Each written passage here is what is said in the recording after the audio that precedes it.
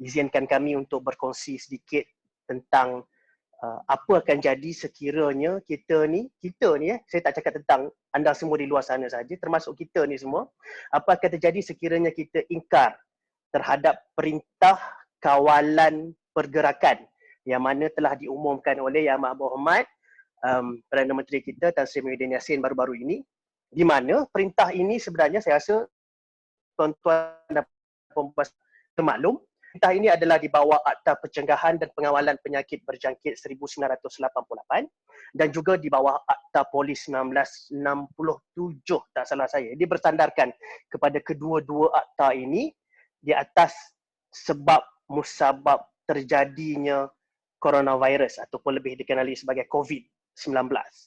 Jadi saya percaya juga rakan-rakan semua, tuan-tuan dan puan-puan sudah sedia maklum perintah pergerakan merangkum beberapa kita panggil apa ya, beberapa arahan utama, yang mana arahan ini seharusnya kita sebagai orang di luar ataupun rakyat Malaysia, orang ramai terutamanya, tak kira rakyat Malaysia, bahkan warga asing sekalipun yang berada di Malaysia, ada 6 arahan utama yang perlu kita patuhi, iaitu pertama, karangan pergerakan dan perhimpunan ramai termasuk aktiviti keagamaan, sukan, sosial dan budaya. Itu yang pertama.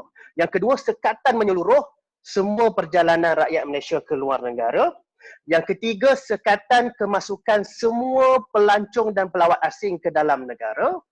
Yang keempat pula adalah penutupan semua taska, sekolah kerajaan dan swasta, institusi pendidikan rendah, menengah dan pra-universiti.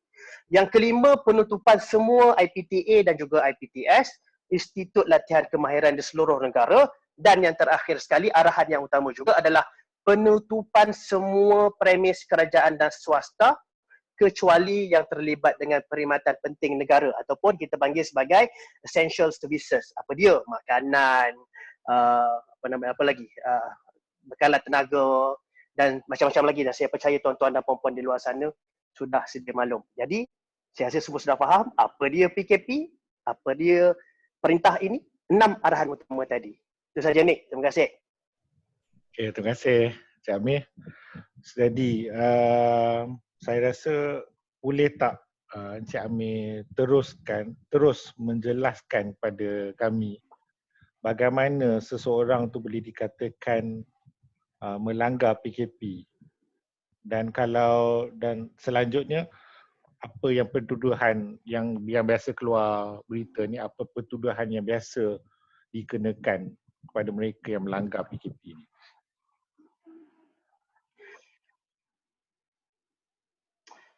Okey, macam ni ya. Bila kita bercakap tentang pertuduhan tak dapat tidak, maknanya kita melanggar arahan. Arahan yang 6 saya sebutkan tadilah.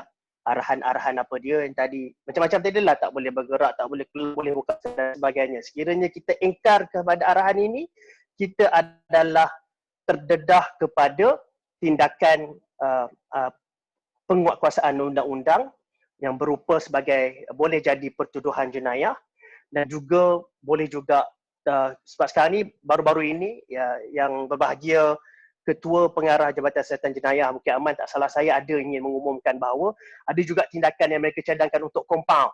Ya, maknanya mereka sekiranya kita langgar arahan, bukan saja terus tuduh di mahkamah, boleh kena compound. Tapi itu masih lagi, tak salah saya, menunggu pengumuman rasmi daripada pihak atasan.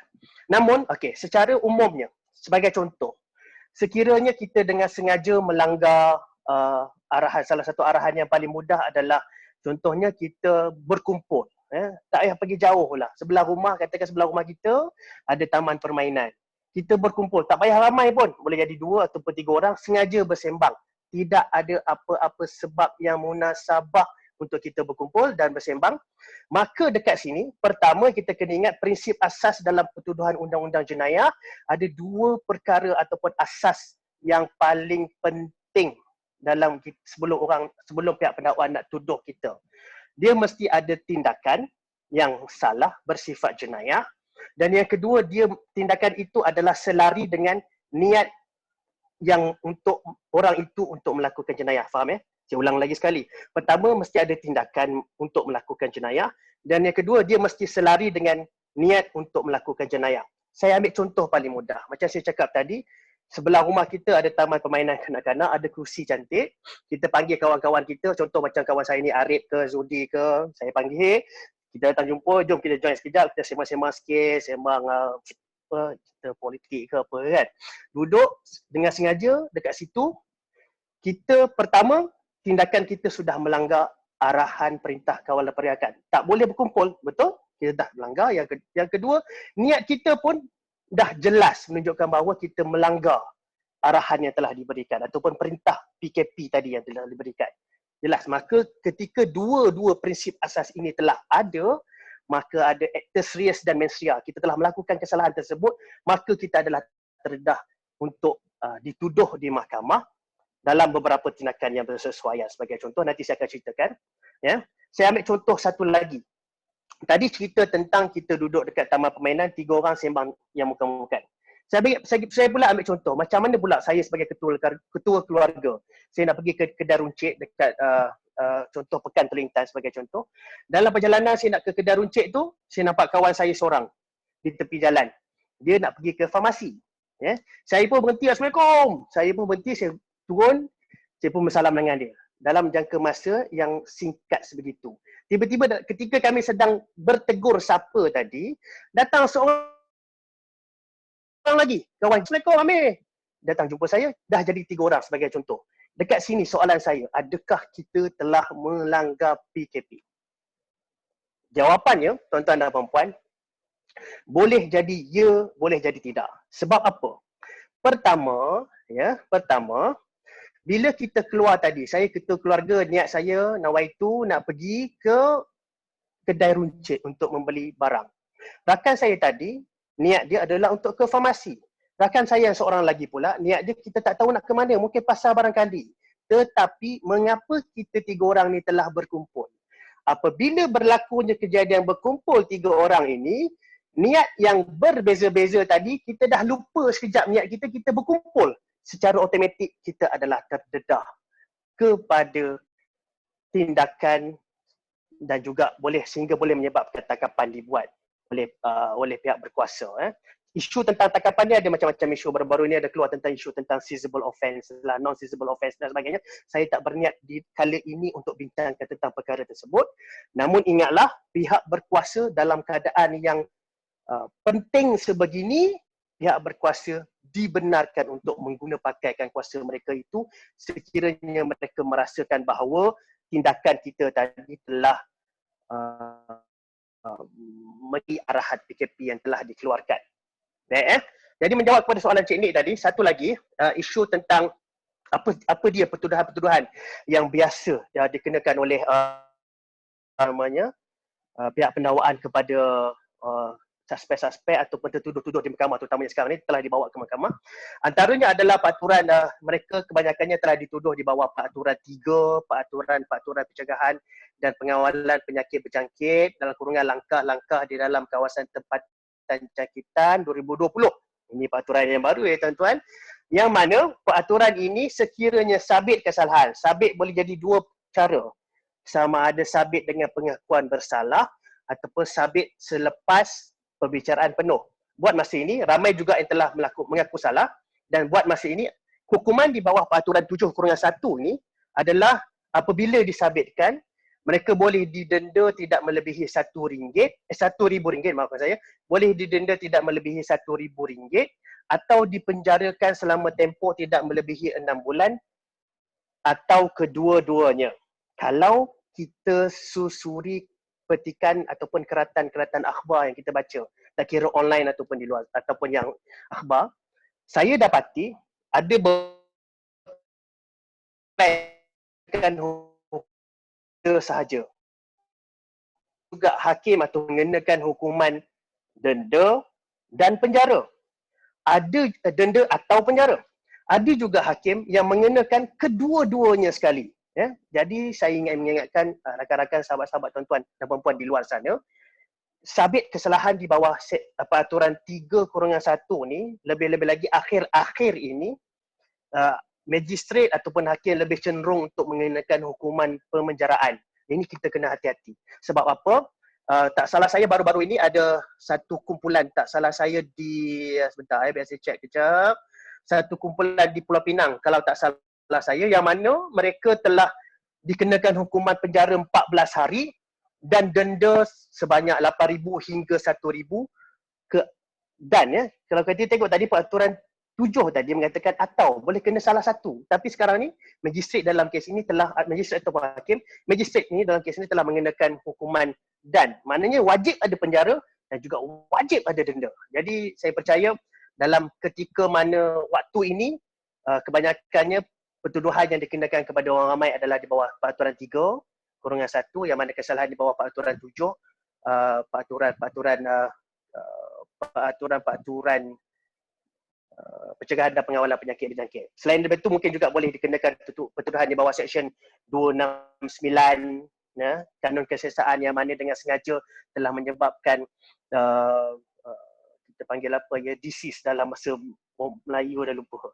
Dengan sengaja telah menyebabkan penyakit telah merebak dan sebagainya ya. Itu belum lagi setakat ini saya dapat lihat, tapi setakat ini yang saya nampak di kebanyakannya di bawah peraturan 7. Dan juga ada juga beberapa kesalahan di bawah kanun keseksaan seperti menghalang penguasaan untuk melakukan tugas. Itu saja ni, buat masa ni. Okay, terima kasih Cik Amir.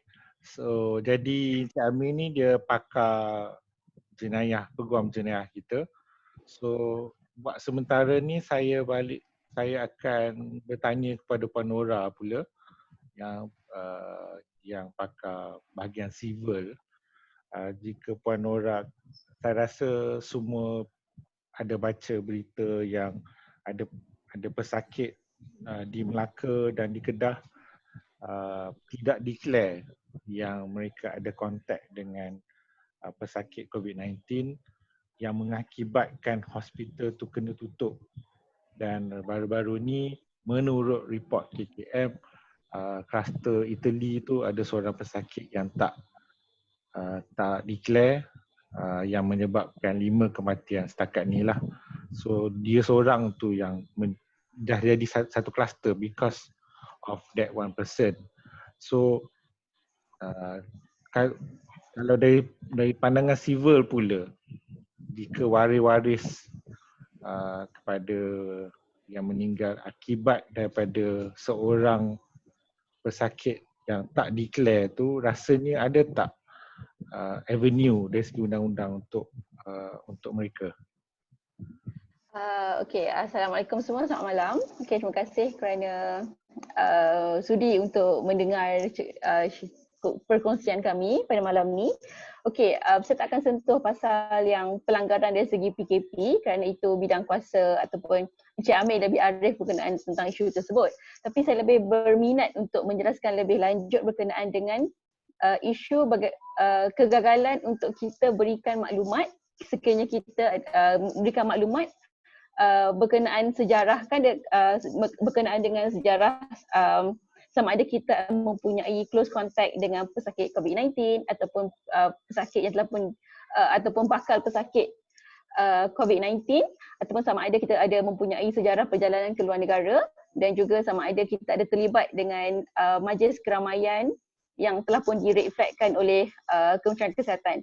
Okey, berkenaan dengan isu tersebut, okey, sama ada pesakit yang saya lebih tekankan kepada pesakit yang tidak mematuhi ataupun gagal untuk memberikan maklumat, sama ada boleh disaman di mahkamah. Jawapan saya sepatutnya boleh, kerana saya melihatkan kepada kita ni mempunyai satu tanggungjawab untuk berjaga-jaga ataupun lebih mudah dikenali sebagai duty of care. Okey, kita mempunyai satu tanggungjawab kepada setiap orang. Kita kena ingat COVID-19 is not about us, it's about everybody else. Okey, sama ada kita ada terlibat dengan kontak tersebut, okey, maka kita kena bagi tahu.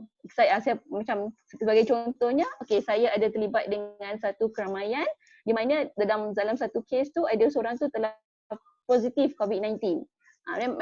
Maknanya you kena bagi tahu awal kepada pegawai-pegawai kesihatan berkenaan yang you telah pun menghadiri majlis tersebut.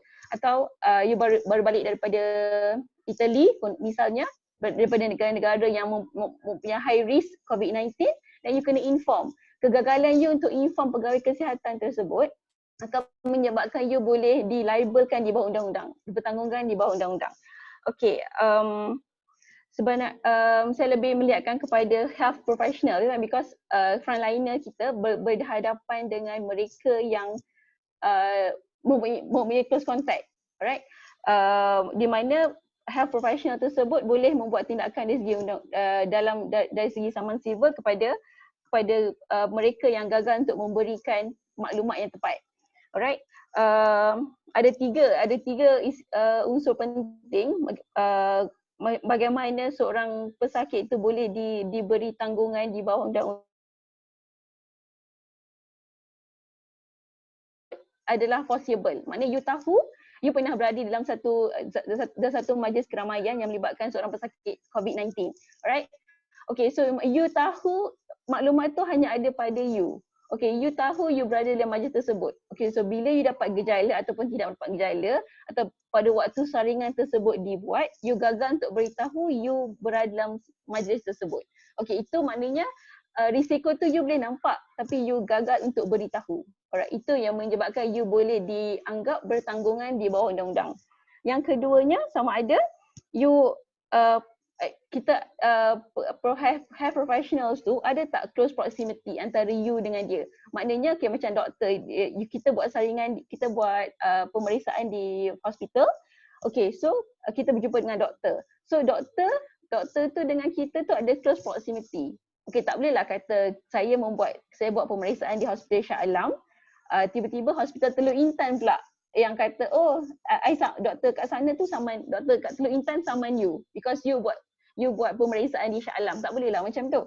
Tapi doktor di Shah Alam tu, bila you gagal untuk maklumkan kepada doktor tersebut, pemeriksa kesihatan, pegawai kesihatan tersebut bahawa you ada close contact dan doktor tersebut merupakan doktor yang merawat you, maka you boleh dianggap bertanggungan di bawah saman sivil. Okay, dan yang ketiga, sama ada adil atau tidak untuk you dipertanggungjawabkan. Adil atau tidak. Apabila hanya you seorang je ada maklumat tersebut, tapi you tak bagi tahu dekat health professionals, sama ada you adil atau tidak kalau kita saman you. Adil kan? Okey, itu saja Cik Ni untuk setakat ni. Baik, Puan Nora, mungkin boleh terangkan sedikit. Mungkin ada pendengar kami yang tak berapa clear. Kalau kita saman civil ni, apa sebenarnya akan jadi tu? Dan adakah diorang masuk penjara ke, dapat duit ke, apa, boleh maybe kepada yang tak biasa saman civil ni. Sekiranya anda disaman atas tindakan sivil berdasarkan kepada kes ini, kasar tindakannya adalah kerana kita telah melanggar tanggungjawab berhati-hati kita. Okey, maka kita boleh disaman di bawah saman undang-undang, disaman di mahkamah. Di mana kerugian yang bakal you tanggung adalah dari segi RM1 lah. Lagi-lagi apabila kerosakan, damages, apabila risiko ataupun kerosakan tersebut memang kerosakan tu memang datangnya daripada you lah. Alright. So damages yang ada dari segi RM1. So sekiranya doktor pegawai kesihatan atau hospital tersebut kerajaan Malaysia ingin saman you, akan memfahamkan saman disebabkan oleh kegagalan untuk memberikan maklumat yang jelas, yang benar, maka you boleh disaman dan kerugian yang besar, kerugian dari segi RM1 lah.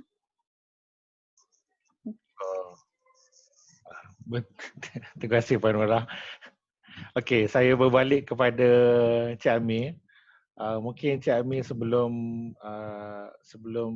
since kita touch pada isu pesakit ni, yang tak declare ni, Cik Azwan di Facebook ada bertanyakan kalau dari segi didakwa di bawah mana-mana akta. That means dari segi civil, Puan Nora dah terangkan mereka boleh disaman dan bakal membayar ganti rugi. Tapi dari segi jenayah tu, ada tak apa-apa yang mungkin kita kata dia sengaja membahayakan orang ke? Mungkin Cik Amir boleh memberi sedikit penerangan di situ.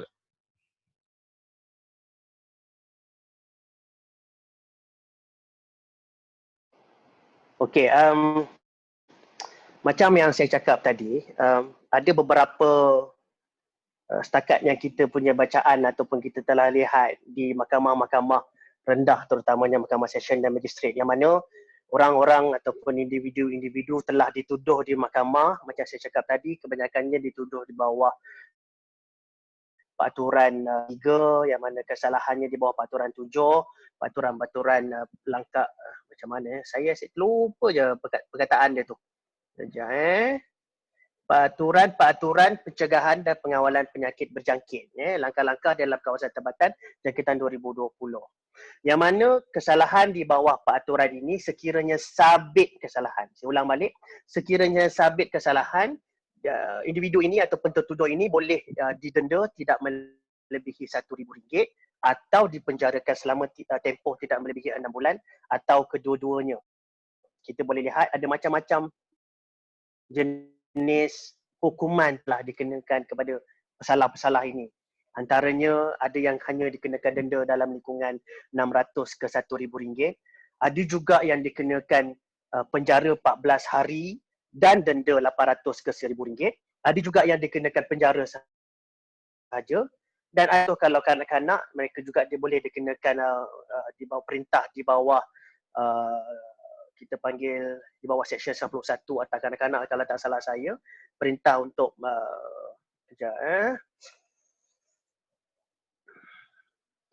kita panggil masa ni nak blank ni tuan-tuan. Perintah khidmat masyarakat dan sebagainya. Okey, itu kalau sekiranya tertuduh tu ataupun pesalah itu adalah di bawah pesalah muda itu di bawah umur kanak-kanak, di bawah Seksyen 91 atau kanak-kanak. Jadi selain daripada peraturan ini, sebenarnya tuan-tuan dan puan-puan juga kepada kesalahan di bawah Seksyen 269 Kanun Keseksaan. Yang mana sekiranya pertuduhan di bawah Seksyen 269 Kanun Keseksaan ini membolehkan tuan-tuan dan puan-puan dituduh kerana dengan cuainya menyebabkan virus itu merebak disebabkan penyakit-penyakit yang berjangkit dan berbahaya kepada nyawa. Bawah Seksyen 269 ini, dan seandainya nanti sabit kesalahan, tak kira sama ada mengaku salah ataupun selepas dibicarakan penuh, tuan-tuan dan puan-puan boleh dikenakan hukuman penjara yang boleh sampai 6 bulan atau denda atau kedua-duanya sekali. Ya, ini sebagaimana di dalam kanun keseksaan.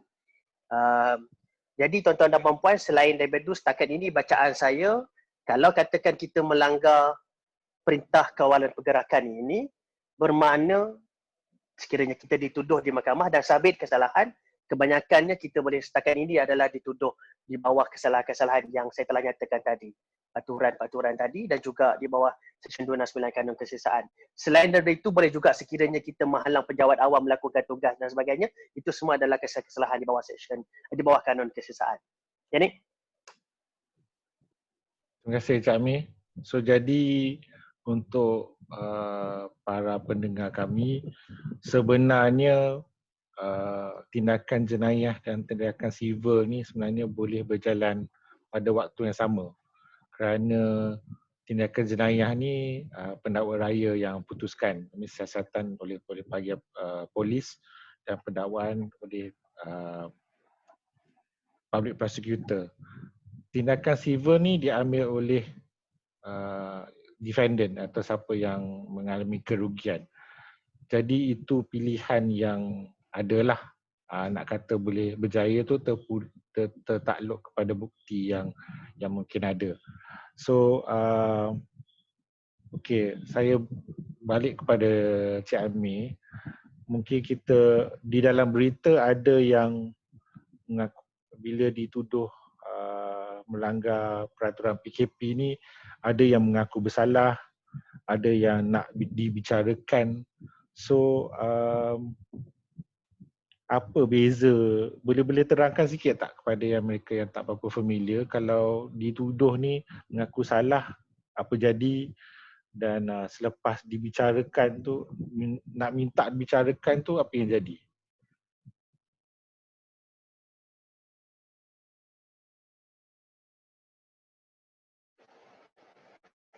Okey, dengar Alright.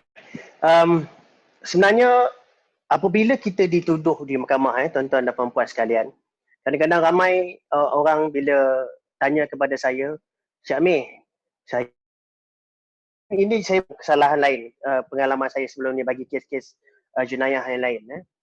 Cik Amir, saya ni nak kena bawa ke mahkamah. Polis kata dia nak tuduh bawah seksyen sekian-sekian. Kalau kena tuduh, saya boleh dapat bayar denda sekian-sekian. Tuan-tuan kena ingat tuan-tuan, sebenarnya apabila kita dituduh di mahkamah ni, bukan kuasa pihak polis memberikan hukuman ataupun menentukan hukuman. Bukan kuasa orang yang bawa kita ke mahkamah.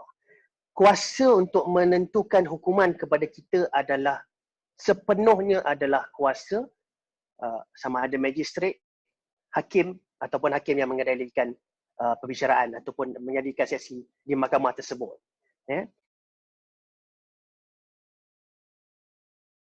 Apa bawa ke mahkamah? Sebenarnya pada seorang rakyat Malaysia yang mana kita semua tahu bahawa selagi mana kita tidak disabitkan ataupun dibuktikan bersalah, selagi itu kita adalah orang rakyat yang bebas. Kita boleh memilih. Kita sebenarnya tidak dipaksa pun untuk mengaku bersalah. Sebenarnya kita ada banyak pilihan. Pilihan yang pertama saya boleh cakap. Pilihan yang pertama pada bila-bila masa mungkin selalu orang buat adalah dengan mengaku bersalah. Hari pertama kita sembang-sembang sikit dengan pegawai polis yang bawa kita boleh dapat tahu bahawa kita dah boleh nampak range hukuman, berapa anggaran hukuman, kita dah boleh tahu, kita dah boleh agak. Ataupun kadang-kadang kita juga boleh dapatkan nasihat daripada peguam kita sendiri ketika itu. Peguam kata, okey, insyaAllah kita boleh dapat hukuman sekian banyak ni. Jadi serah, kalau rasa nak mengaku salah, lebih mudah dan lebih cepat, boleh mengaku salah. Dalam keadaan begini, pilihan pertama boleh saja pada bila-bila masa kita mengaku salah setelah kita mempertimbangkan semua faktor-faktor yang kita rasakan benar dan sahih. Itu yang pertama. Yang kedua, kita boleh juga ketika itu pada hari pertama ketika dituduh untuk kita merekodkan pengakuan tidak bersalah. Sebab apa penting untuk rekodkan pengakuan tidak bersalah pada hari pertama ini? Lebih-lebih lagi apabila kita tidak berpeluang untuk mendapatkan nasihat. Nasihat daripada siapa? Terutamanya nasihat daripada peguam. Itu yang pertama. Dan yang kedua, apabila kita tidak berupaya dan tidak sempat untuk dapatkan kita dapatkan sumber-sumber maklumat, sebagai contoh maklumat daripada orang-orang yang kita percayai. Orang-orang percaya ini kadang-kadang mungkin juga ada adik-beradik kita yang punya latar belakang undang-undang, kita boleh semak ataupun kita boleh tanya pada keluarga kita sesuai ke untuk kita mengaku bersalah. Ataupun contoh kalau kita kaki tangan kerajaan,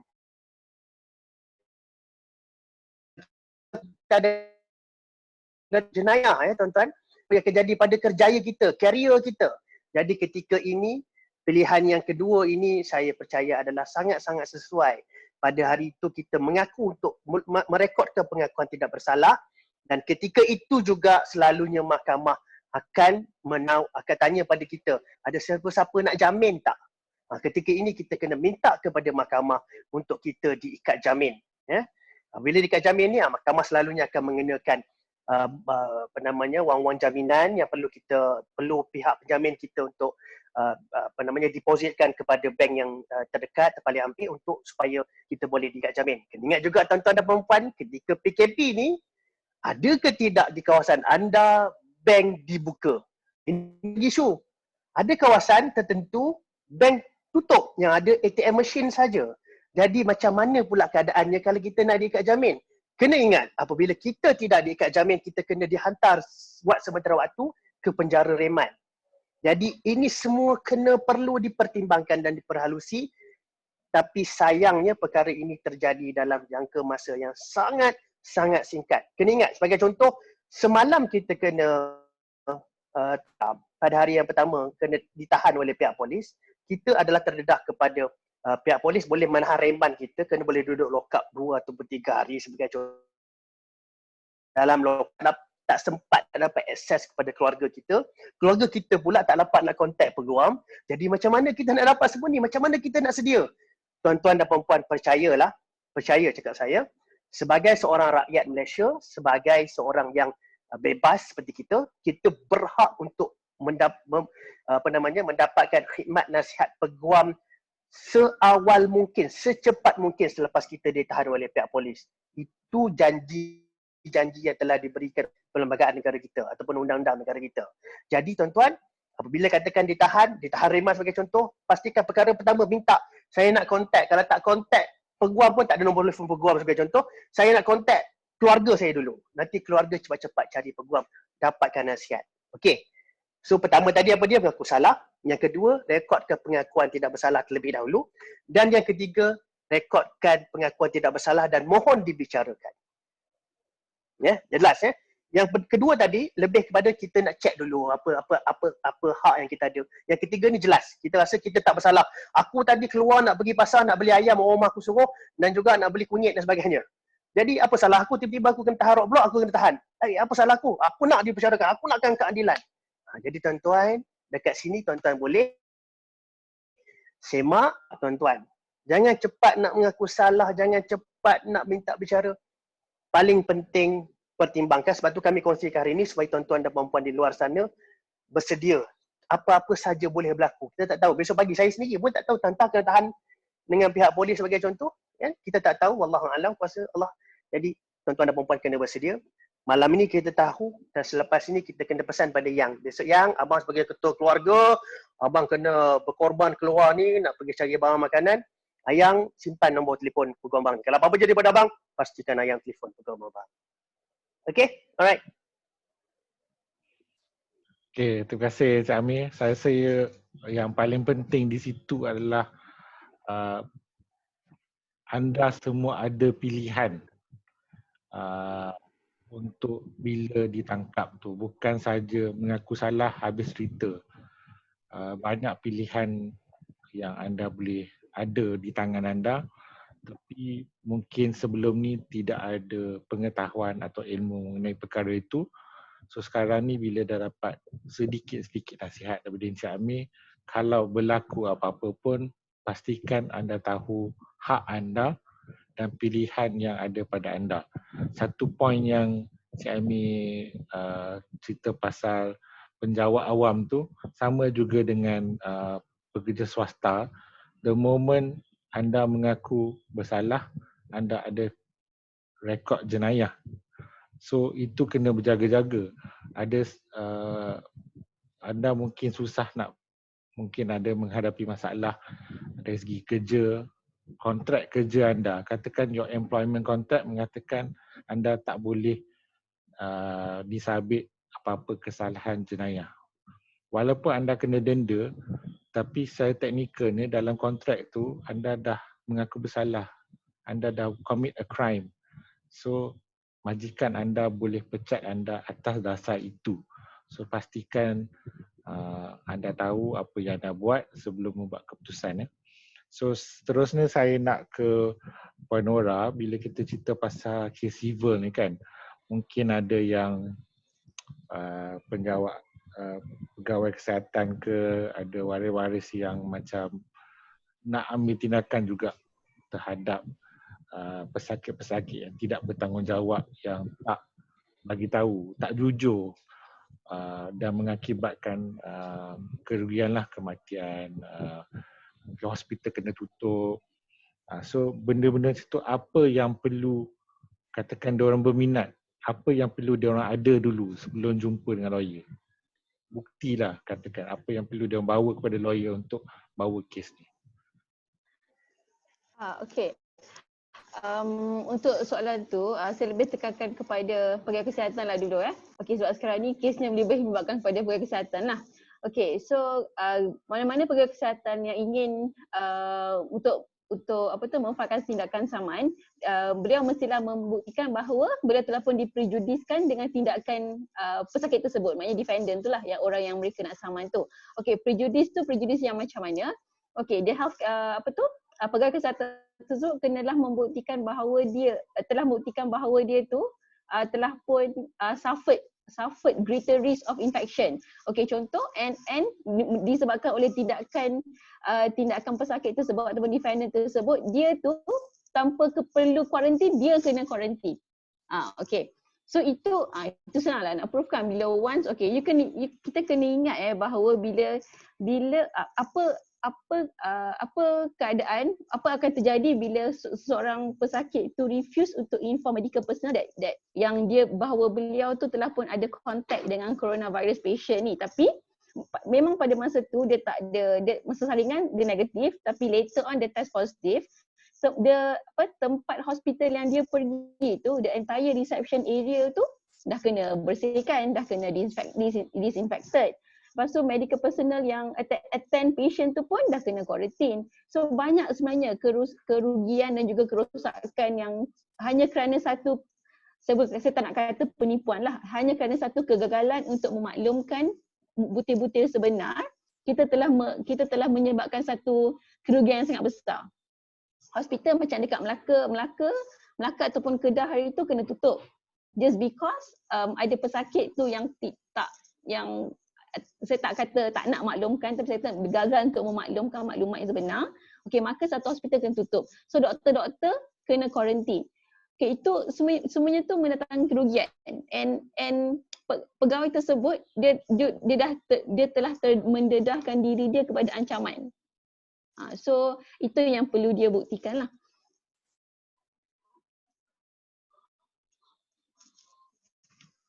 Baik, terima kasih Puan Nora. Saya nak cuba menjawab satu soalan daripada Facebook. Encik Faizal Aman ni tanya kalau majikan Alpa mendapat maklumat dari pekerja yang balik dari bercuti lama. Okay, mungkin saya kongsikan pendapat saya dulu, mungkin Encik Amir ke Puan Nora boleh tambah.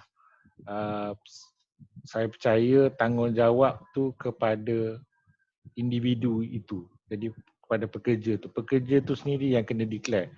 Because bukan tanggungjawab majikan tu untuk tanya, tapi kepada pekerja tu sendiri untuk memberitahu dia pergi ke mana. So pada pendapat saya majikan tu tiada liability lah kerana tidak bertanya, kerana tanggungjawab tu kepada pekerja tu secara individu untuk memberitahu.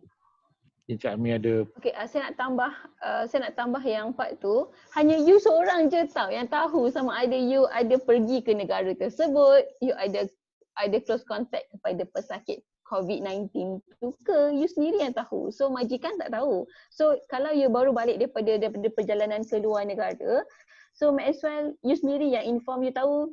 Itu yang saya kata tadi, kita ni ada tanggungjawab berjaga-jaga terhadap diri kita dan juga terhadap orang-orang di sekeliling kita. It's not about you, it's about everybody else. Betul tu. Dan mungkin soalan yang Encik Amir boleh jawab ditanya oleh Puan Ellie Jasmine Aminuddin, apa yang berlaku kepada kanak-kanak yang melakukan pelanggaran PKP ini seperti di kawasan kampung?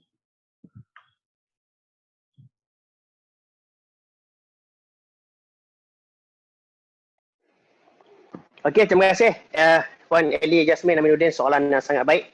Okey, pertamanya macam saya cakap tadi, sebenarnya dah berlaku pun dekat Mahkamah Magistrate. Tak salah saya, Pulau Pinang ataupun Batu, minta maaf, saya tak pasti dengan fakta tersebut. Tetapi sekiranya seorang kanak-kanak yang dikira umurnya 18 tahun dan ke bawah, dia adalah dikira sebagai seorang kanak-kanak. Dan apabila seorang kanak-kanak melakukan kesalahan, mana-mana kesalahan jenayah, bersifat jenayah, hukuman ataupun kita panggil sebenarnya untuk kanak-kanak, kita tak panggil hukuman, kita panggil sebagai perintah. Perintah yang paling sesuai untuk beliau adalah di bawah Seksyen 91 Akta Kanak-kanak tahun 2001 tak salah saya. Di mana Seksyen 91 ini memperuntukkan, pertama, tidak boleh ada hukuman pemenjaraan. Yang kedua, selain daripada itu, saya cuba spontan sebab saya tak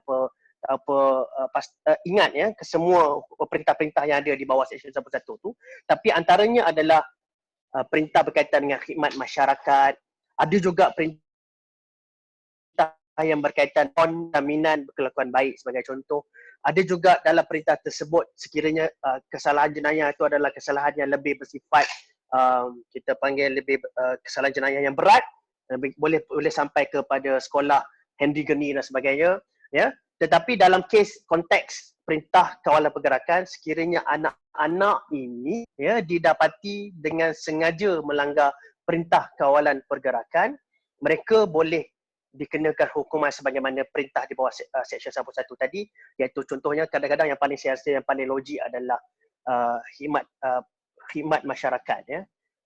Dan pada masa yang sama juga kena diingat kanak-kanak ini juga sekiranya mereka dibawa ke mahkamah, pertama ibu bapa ataupun penjaga mereka akan dibawa ke mahkamah juga, yang mana ibu bapa dan penjaga mereka ini juga adalah terdedah, bukan terdedah kepada terdedah kepada pendakwaan, tapi terdedah kepada soalan-soalan khas daripada hakim ataupun magistrat.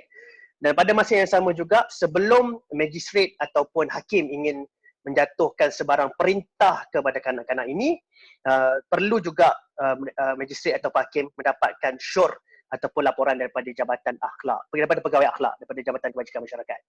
So jelas ya Puan Eli? Jadi bukanlah kata kita sebagai ibu bapa ni akan terlepas begitu saja kalau katakan kita biarkan anak kita main dekat luar. Kena ingat, anak tu boleh kena tuduh, pada masa yang sama kita kena ikut anak tu ketika dia dituduh. Kita kena duduk sebelah dia. Dia punya nervous sama. Saya dah tengok ramai banyak kes sebelum-sebelum ini untuk kes kesalahan lain, mak ayah dia lebih nangis daripada anak dia. Percayalah. Jadi kena ingat bahawa tanggungjawab seorang ibu bapa ataupun menjaga kena pastikan anak-anak 18 tahun ke bawah ini, walaupun mereka ni diberi kelonggaran untuk tak payah masuk penjara ataupun didenda, tapi kita kena ingat kita juga sebagai ibu bapa bertanggungjawab untuk pastikan mereka ini untuk berada di dalam rumah, stay at home. Saya rasa seeloknya duduk rumah lah kan. Itu nasihat daripada kami semua. Stay at home, stay safe. Tetapi benda yang boleh elak. Kita kalau boleh, kita cuba elakkan daripada ditahan, direman, dibawa ke mahkamah. Kita cuba elak semua tu. By staying home lah. Tapi jika anda menghadapi masalah, eloknya dapatkan nasihat lah. Kalau bukan daripada kami pun, kurang-kurang dapat nasihat daripada seorang peguam, kerana anda ada hak, sama ada dari segi kriminal, dari segi jenayah, ataupun dari segi civil pun.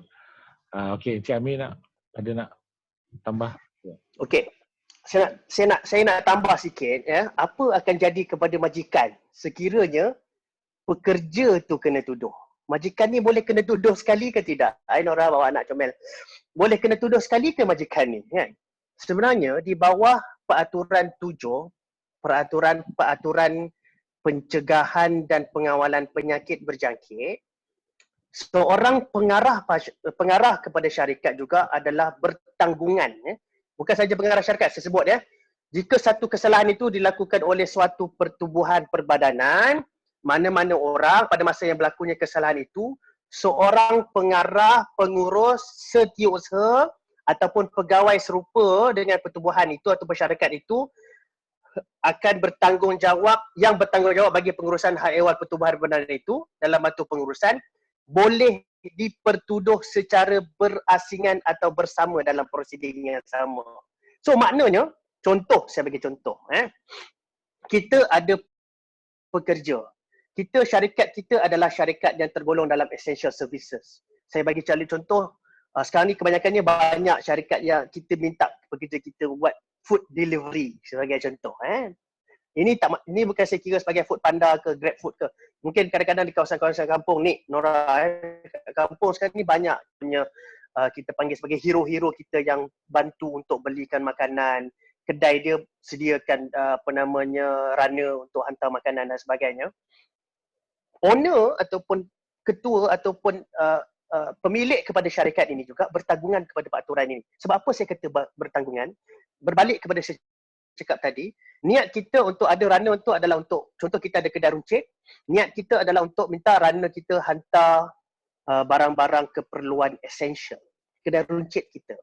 Tapi pada masa yang sama, kita juga arahkan runner kita ni, ya, sebagai contoh, pergi ambil barang pula, barang-barang lain yang tak ada berkaitan dengan kedai runcit kita. Yang dalam diam-diam dia bawa barang-barang yang berkaitan dengan barang-barang runcit kedai, tapi pada masa yang sama dalam diam juga kita arahkan runner kita ni, kau pergi singgah kejap rumah orang ni, tolong ambilkan guni pasir dekat rumah dia tu, bawa pergi kedai jap aku nak ni. Okey, dekat sini ya, kita adalah terdedah juga kepada pertuduhan dan juga terdedah kepada kesalahan di bawah peraturan tadi. Yang mana peraturan 7 kurungan 2 maksudnya, peraturan 7/2, kita boleh terdedah sebagai pemilik, kita juga terdedah untuk dituduh secara berasingan ataupun secara bersama dengan runner kita tadi. Jadi kena awas, kita kena hati-hati.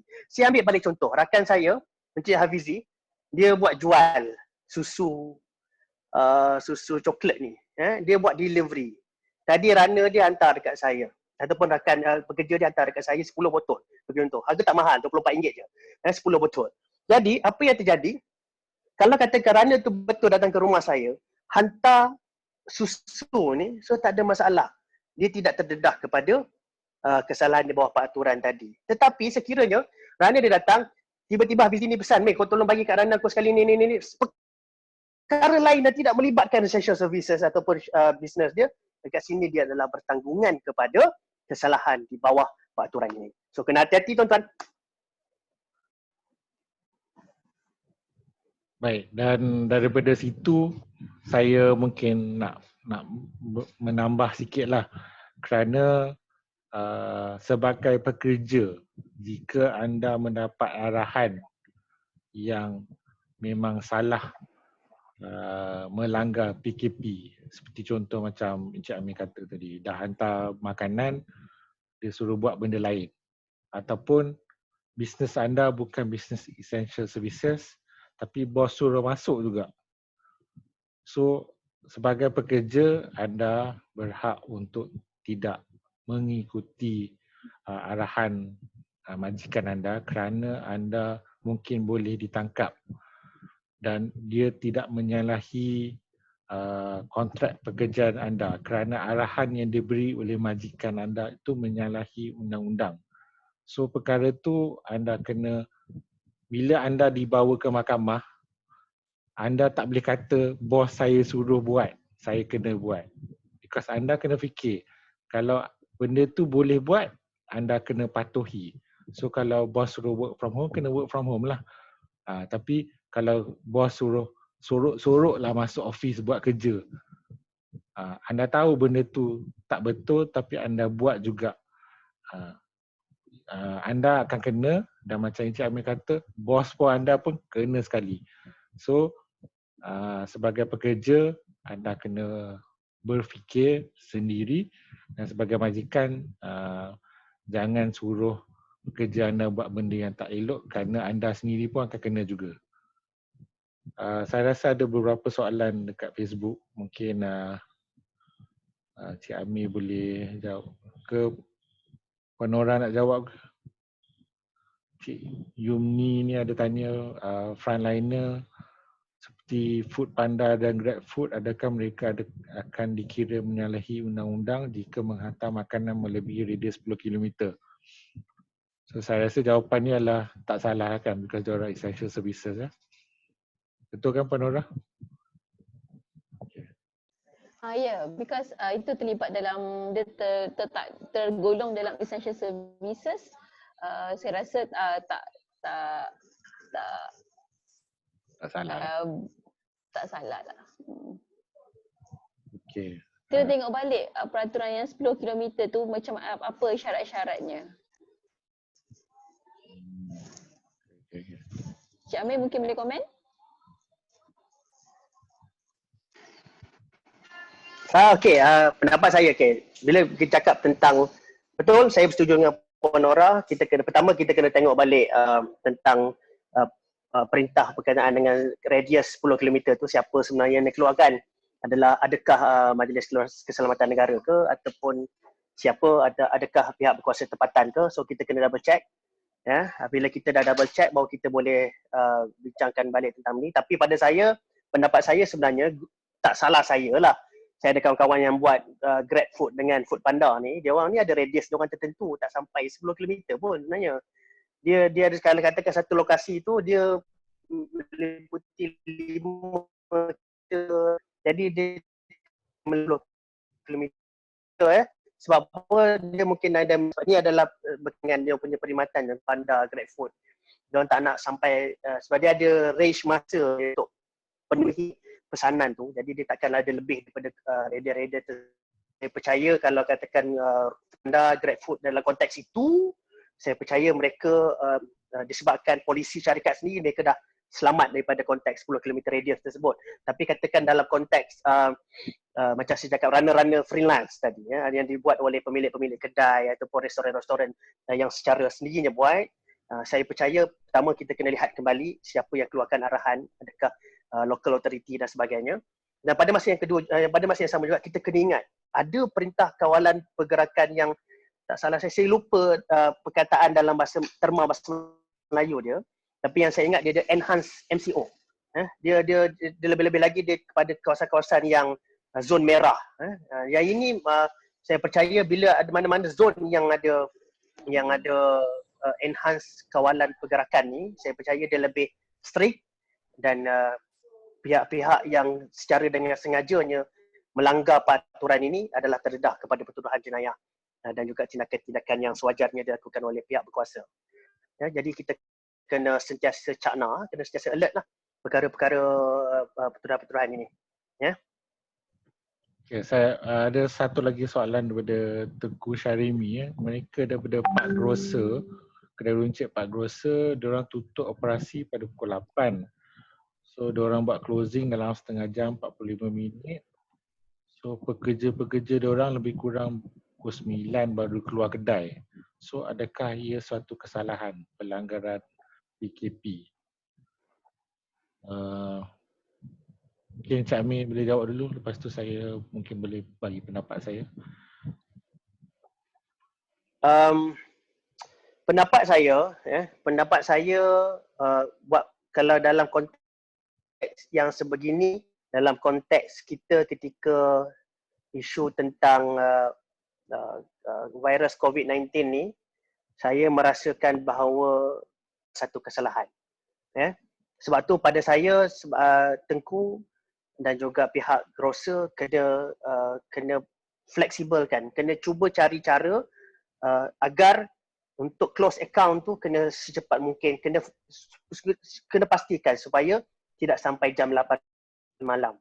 Tidak dapat tidak, memang kita kena ada kena pastikan kita mengikuti arahan yang telah dikeluarkan.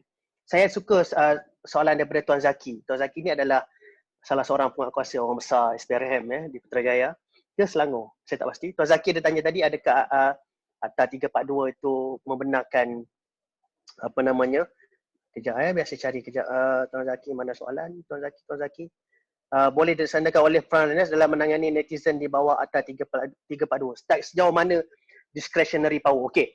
Bercakap tentang budi bicara, kuasa budi bicara ni, bila kita bercakap tentang kuasa budi bicara, kita tidak dapat tidak adalah dia bergantung, ini bukan soal budi bicara di mahkamah, tapi adalah budi bicara pihak penguatkuasaan. Ramai orang kata, habislah kita nanti masa kita mula-mula terjadinya PKP hari itu, asalnya cuma pihak PDRM saja yang terlibat, tapi lepas tu bila arahan dikeluarkan kepada Angkatan Tentera Malaysia pula untuk bersama-sama, rakyat dekat luar sana, okey kita dah mula risau. Macam mana ni, habislah tentera nanti, seselai bulan kita nampak, maknanya dari situ kita dah boleh lihat seriusnya pemerintah kita, kerajaan kita untuk menangani wabak ini. Asalnya polis saja, kemudian dah masuk kepada ATM, Angkatan Tentera Malaysia. Jadi pada saya, bila menjawab tentang isu discretionary power ini, discretionary ini tadi pula, budi bicara ini adalah tertakluk kepada pihak enforcer. Lihat selagi dekat kelas saya area Damansara, buat roadblock, mana nak pergi mana dia buat tahan, siapa tak nak U-turn, bagi alasan macam mana pun, kalau tak cukup surat dan sebagainya kena U-turn. Ini adalah menunjukkan bahawa ketika perintah PKP ini, arahan yang telah dikeluarkan itu adalah arahan yang sangat-sangat serius, kita jangan ambil mudah. Dan pada saya, sebagai anggota penguatkuasaan, sekiranya mereka strict ataupun mereka tegas dalam melakukan tugas mereka untuk memastikan bahawa rakyat mengikuti ataupun mematuhi PKP ini, maka pada saya itu adalah bagus dan baik untuk dilakukan. Teruskan ketegasan tuan-tuan pihak penguatkuasaan semua. Peace. Okay, saya just nak tambah sikit pendapat saya lah. Soalan daripada Syarimi ya. Saya setuju dengan Cik Amir yang mengatakan ia suatu kesalahan. Apa-apa akan jadi pun dia pekerja-pekerja dan staf akan kena tahan dulu. Tapi mungkin bila pergi ke mahkamah tu adalah pembelaannya, kata baru balik kerja semua tu. So mungkin ada defense lah, pembelaan. Tetapi apa-apa pun kena angkut dulu. Itu yang kita kesian kat staff lah. Staff pun cari rezeki, dia nak balik rumah kena tahan pasal dah lebih masa. Jadi untuk bukan saja mungkin to be safe lah, bukan saja kepada bisnes Tengku Syarimi, tapi bisnes-bisnes lain lah. Let's be take precaution lah. Kita berhati-hati kalau katakan lepas closing semua tu staff tu jadi balik lambat, lagi-lagi kalau staff tu duduk jauh, mungkin anda perlu ubah sikit cara perniagaan tu untuk membolehkan staff anda balik awal. Nak tak nak keadaan macam Cik Amir, keadaan dah serius, so kita perlu bantu kerajaan dengan ubah sikit operasi kita. Puan Nora ada nak tambah apa-apa komen lagi ke pasal benda tu, ke ada nak tambah apa-apa yang lain?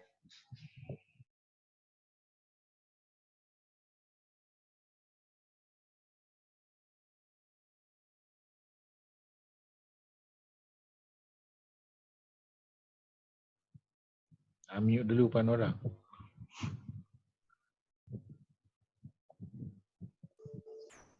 Okay. Terlupa pula nak. Okay. Tak ada apa nak tambah, tapi most of all just nak ingatkan kepada pekerja, pada majikan yang tadi persoalan pasal majikan majikan kalau dia satu kesalahan sebenarnya untuk you menyuruh pekerja-pekerja you bekerja pada waktu PKP ni, and pekerja ada juga hak untuk tidak menuruti apa perintah majikan tersebut.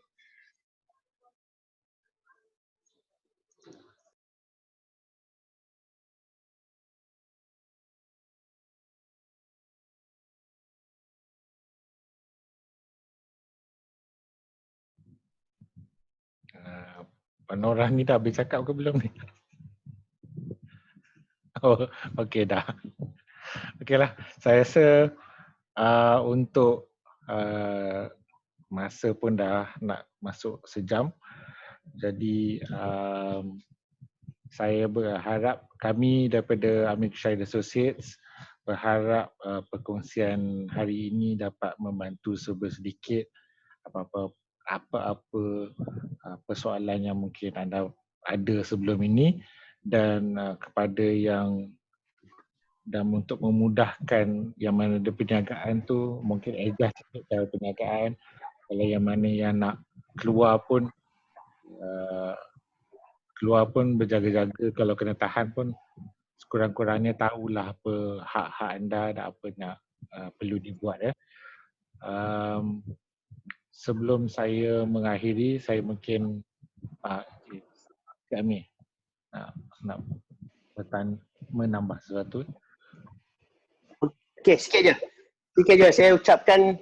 Saya ucapkan terima kasih kepada sahabat saya Encik Kimi Syahri daripada Taiping. Daripada beliau adalah seorang peguam juga daripada Tuan Hakimi Lalita Panas. Sorry lupa nama form kau. Ya, tapi Kimi ada maklumkan tadi, sekiranya kita ada freelance runner ataupun syarikat kita ataupun kita sendiri nak jadi freelance runner, kita kena dapatkan permit daripada local authority. Yang ini saya percaya dalam konteks di Majlis Perbandaran Taiping dia ada. Untuk Majlis Pemandaran Terintan saya tak pasti ada ke tidak, di Bandaraya Shah Alam pun saya tak pasti. Jadi kesimpulannya, kalau katakan kita nak jadi runner juga adalah heroes, runner juga adalah frontliners dalam waktu-waktu yang sebegini, sebab sektor delivery, sektor pengangkutan ini adalah sangat penting dalam konteks kita sedang berada dalam tempoh perintah kawalan pergerakan ni. Jadi siapa-siapa yang nak jadi runner ke, nak jadi apa sahaja, yang paling penting tuan-tuan dan puan-puan boleh rujuk kepada, boleh ajukan soalan pertama kepada Majlis Keselamatan Negara MKN, dan kedua tuan-tuan dan puan-puan juga boleh ajukan soalan kepada pihak berkuasa tempatan. Perkara-perkara ini kena sentiasa, dan saya percaya mereka ada hotline yang tertentu, jadi tuan-tuan boleh sentiasa hubungi mereka, dapatkan apa-apa maklumat terlebih dahulu sebelum tuan-tuan dan puan-puan ingin buat sesuatu lah, jadi freelance runner ke dan sebagainya. Okey, itu saja. Saya ucapkan terima kasih kepada sahabat-sahabat saya semua yang ada pada malam ini, yang join kita punya live Facebook. Minta maaf, kita masih lagi cuba nak biasakan. Ramai orang kata Zoom ni bahaya, sebab tapi kita sanggup berjuang juga, kita membahayakan diri kita untuk sahabat-sahabat di luar sana untuk kongsikan sedikit perkongsian untuk tuan-tuan sekurang-kurangnya nak jadi hero juga, tak malu kan. Okey, bye tuan-tuan. Assalamualaikum warahmatullahi wabarakatuh. Peace. Puan Nora ada apa-apa kata-kata akhir sebelum kita mengakhiri? Kepada semua rakan-rakan FB yang menonton, pada semua rakyat Malaysia, stay safe, stay home, stay protected. InsyaAllah we can do this together. We can survive this. Sabar. Selamat malam. Assalamualaikum. Okay, sebelum saya mengakhiri, saya kena promo sikit social media kami yang lain. Anda tengah follow kami di FB, tapi kita juga ada LinkedIn account, Twitter, Instagram dan YouTube. So insyaAllah kita akan kembali berkongsi mengenai topik-topik lain. Jika anda ada apa-apa cadangan atau ada sesuatu yang anda ingin tahu, boleh tinggalkan komen di FB page kami ataupun beri email. Maklumat semua ada di FB page kami. Terima kasih kerana bersama kami dan Assalamualaikum dan selamat malam.